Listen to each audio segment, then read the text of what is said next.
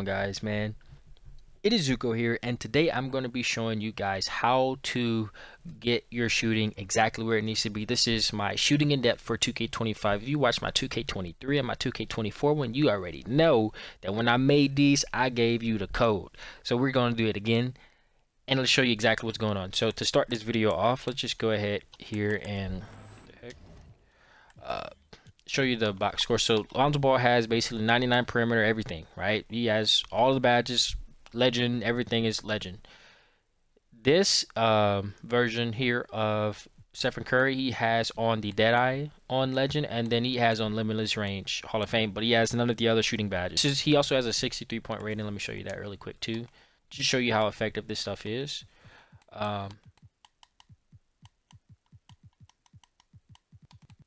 As you can see, his 3-point rating is at a 60 right now. Because he has a 63-point rating, it should mean that I should never be able to green, right?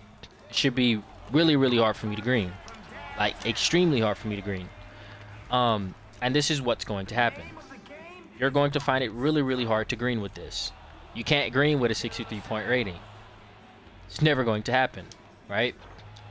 Like, I don't care how good you time this shot. It's not going to happen. Now, what changes is the rhythm shooting mechanic. So rhythm shooting allows for you as a defender, as a on-ball scorer, to basically do this yourself.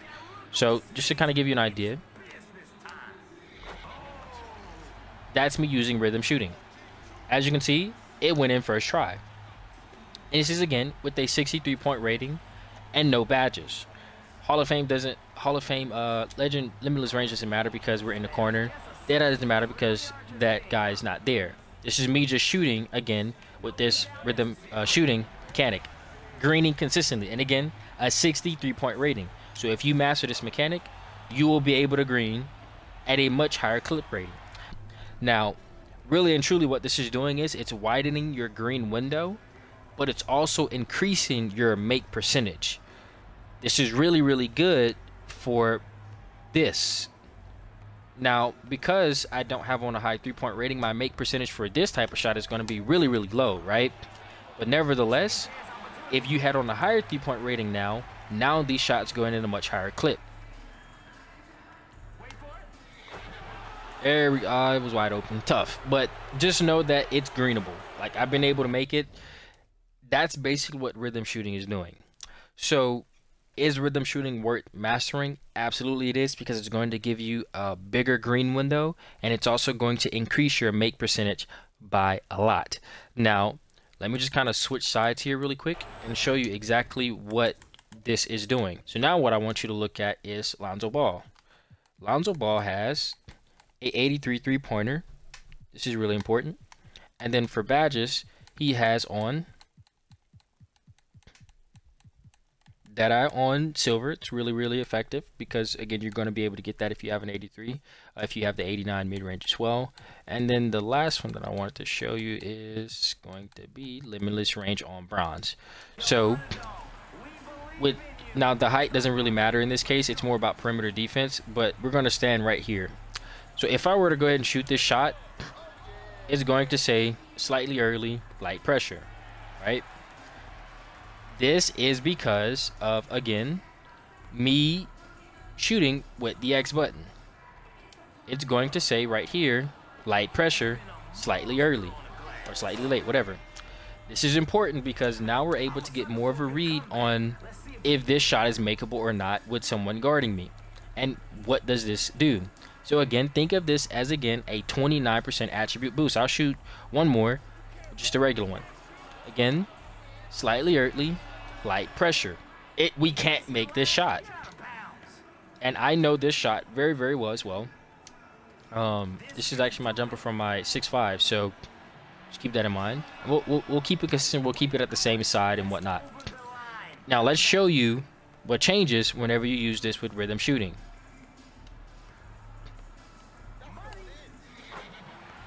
Light pressure, excellent, excellent. This is proof that this thing is increasing your make percentage and widening your green window, not only but also increasing your make percentage. But with this year, if you master the rhythm shooting mechanic and you get use of the timing for this and whatnot, you're going to be able to hit an extremely high clip. That was probably one of them that was cash. I felt it. I did it right that time. I'm sorry to tell you, bro, you're not hitting light pressures like that this year without using rhythm shooting. You still can if you have like your momentum sort of built up and whatnot, and your attribute is raised to increase your green window size. But this year, you're going to really struggle to shoot if you don't use rhythm shooting for light pressure. So like, and also just hitting standstill shots like that, man. Like if you're using rhythm shooting with this, you just have a much higher chance of making these shots. So that's basically what I want you to know about rhythm shooting. Yes, it is good. Yes, it's extremely good. Yes, it is effective. You need to use it. Green. There we go. So again, with an 83 three-pointer, we're greening from way out here with this. So again, if you master this, you are now able to hit an extremely high clip from you just shooting these. Now, let's see if I can get another one here. I'll even go like way out here with it. Green. So once you find it, like I said, it's green. It's cash money. If you master this, you will be able to shoot really consistently. So you need to master this. If I had to give you any tips for it, just pretend that you're actually shooting the shot like yourself in real life, like you're actually going up with the jumper. And if you do that, you're going to be able to hit these. So just one thing, also another tip I would give you is don't go up too early. Go up like once you get to the set point. That's the easiest way for me to explain it. Once you get to that set point, then you want to shoot it. So like for example, like right here. See what I'm saying? See how I got excellent tempo? You only get bad tempo whenever you try and go up way too early and then you try to meet it there. You want to kind of like go up late and then like that. You see what I'm saying? You see how the tempo is always excellent? Your base, I wish I had a controller cam or something like that, but that's the easiest way for me to explain it. You need to make sure that you don't go up too early, because that's where you're going to mess with your tempo the most. But if you like wait till it gets to the set point and then you use it, it's very easy to get the tempo excellent. And then you just have to actually release it at the right time, right? Like that. Then you get it and it becomes very consistent. And again, the more badges you put on this, the stronger that this gets. So again, get yourself right. One thing to note as well about the contest system this year is it's a lot similar to 2K24. The only thing that has changed is their presence gives you contests. So this is the reason why, again, LT, like shooting with the rhythm, is going to be more important, because you don't want to have those light pressures to become ungreenable shots. If you want to green those, you need to use rhythm shooting. For Stephen Curry, if I do it, see how I kind of lean to the right whenever I shoot with my left hand. This is called side drift in the game. This little side drift affects how good you can actively eliminate contests. So if you're going to get someone that is, you know, playing you on this side, so let's say I'm right here, right? They're playing this left side. Notice how whenever I shoot here, that's perfect. Look, 63-point rating, light pressure, excellent X. I finally got one. I'm telling you guys, you will be able to cash with this rhythm shooting. It's very vital for you guys to get this stuff down. Once you master this, I'm telling you, you're going to be good. Now, I'll just go ahead and switch these, since I actually would rather show you with the one that doesn't have side drift. So it's perfect, actually. Alright, so if you have side drift, you need to pay attention to where the side drift is. Whatever the side drift is, you want to basically shoot to that side. So if your jumper drifts to the right, you want to be shooting with your left hand to the right. It's going to eliminate the contest even more, because it's like it leans you away from the defender. In this case, for him, this is where you're going to have to learn 3-lane defense. So with shooting this year, kind of like for last year, except you could BS it a little bit more last year, you need to pay more attention to your 3-lane defense. I am right-handed, right? Because I'm right-handed, this shot, whenever I shoot on the right side, red, you see the 3-lane is showing red, it's going to show it as open.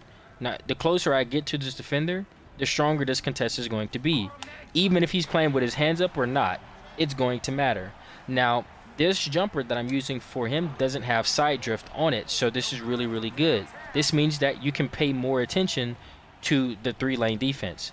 It's easier to kind of recognize. So if he's here, you're going to get a very, very strong contest, right? Because if you're right-handed and you don't have side drift, this shot is going to be more contested. So again, you see how it kind of goes to him a little bit, but notice how it's still open.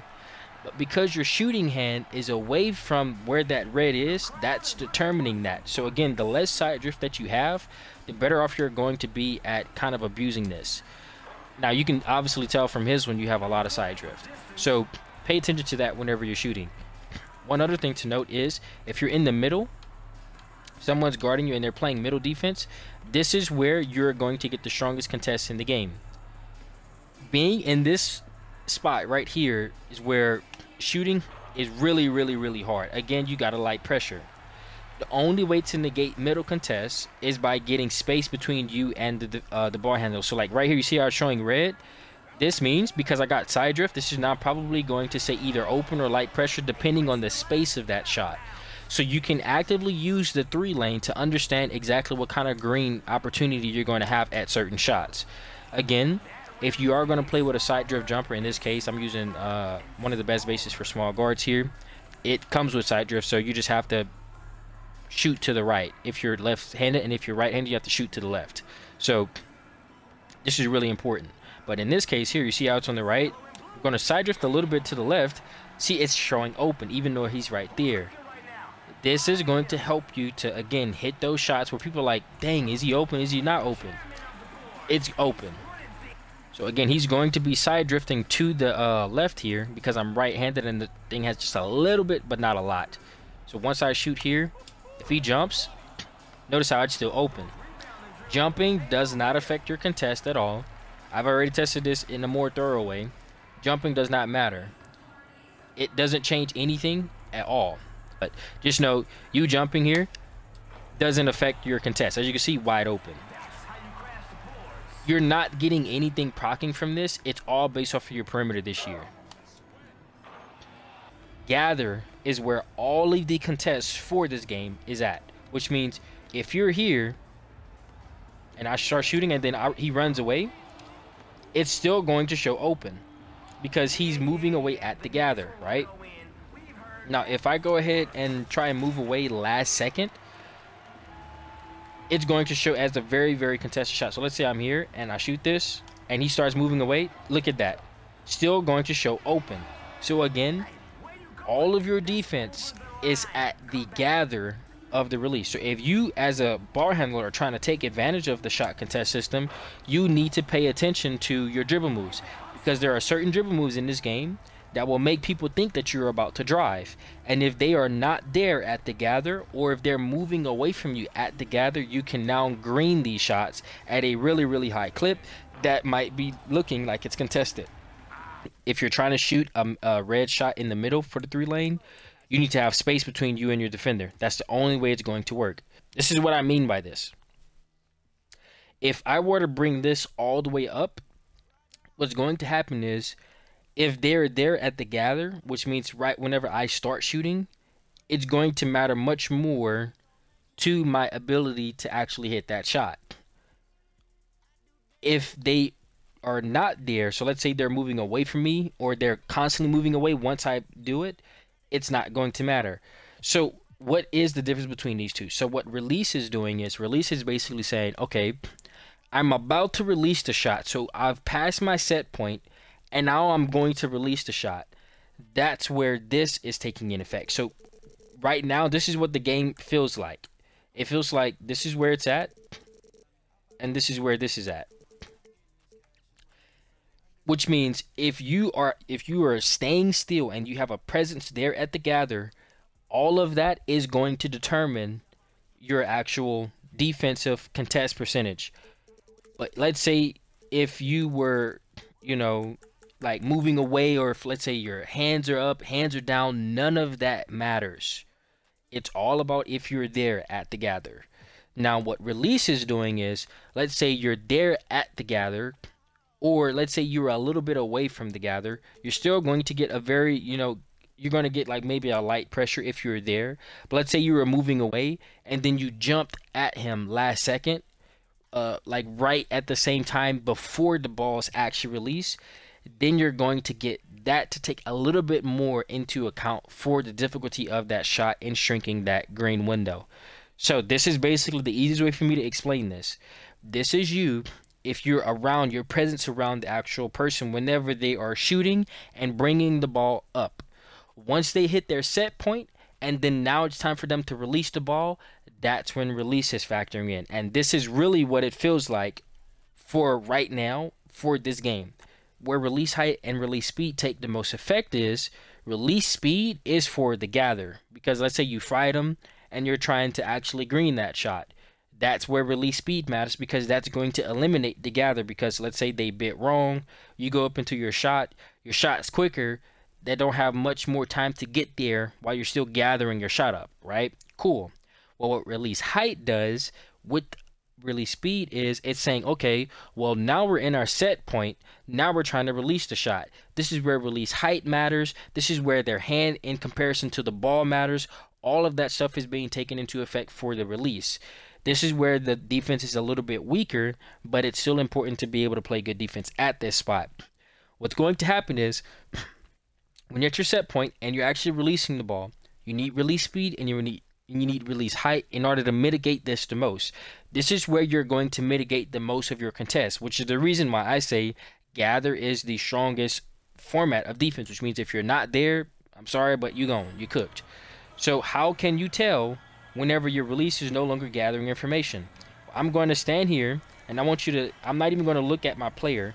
I'm going to look at this red. The moment that this red goes away, and you see no more 3 lane, that means it's done gathering information to determine how much that shot was timed. Which means if someone jumped after this release, it doesn't matter. You get what I'm saying? Like, for example, if you guys watch Joe No's video where he was like, man, this jumper looked contested and this one didn't. If you look at the feet, I'm going to switch. See how it's there, right? I'm going to do this move. Notice how, again, it's showing wide open. It's showing wide open because, again, he's not there at the gather. But notice how the release stayed there for a lot longer, right? So that's the easiest way for me to show this. So how can you know if a jumper is going to be good? This is why just having, a lot of separation is not important. Because, again, look at how long that this 3 lane stays up, right, from this post scoring, right? So he's backing him down, right? Look, it stays up for quite a long time, right? So until I actually release that shot, that's all time for my defender to jump at that shot, do anything that they want to do at that shot, and get a stronger contest. I'm going to do the exact same thing. Just boom. See how he's there for that release a little bit more. He moved up. Notice how that went from wide open to open. Like, you can't have like slow stuff. Like, for example, let's say I hit him with this. Notice how he's not there for the gather. Now we're at the set point. This is when release starts factoring in. Boom. He jumped at it. Boom. So now we're here, right? Boom. As you can see, it's always going to do that because, again, it's slow. But if that was a faster animation and it went into that release really, really quickly, then that means the defender has less time to make an adjustment to contest that shot. That's basically what's going on here. And again, you're going to know whenever your 3 lane goes away, that's whenever it stops accounting into defense, which means I don't care if the defender straight up tackled you right after that. It won't matter to the green percentage. You're going to green that shot if they're not there. I don't care if they're 7'10" and they jump from the free throw line to yourself. If they not there, once that is gone, does not matter. You're going to be able to shoot whatever you want to shoot. So, with that being said, that's basically that system there. Hopefully you guys enjoyed this video, man. It's Zuko, bro. We're out. Peace.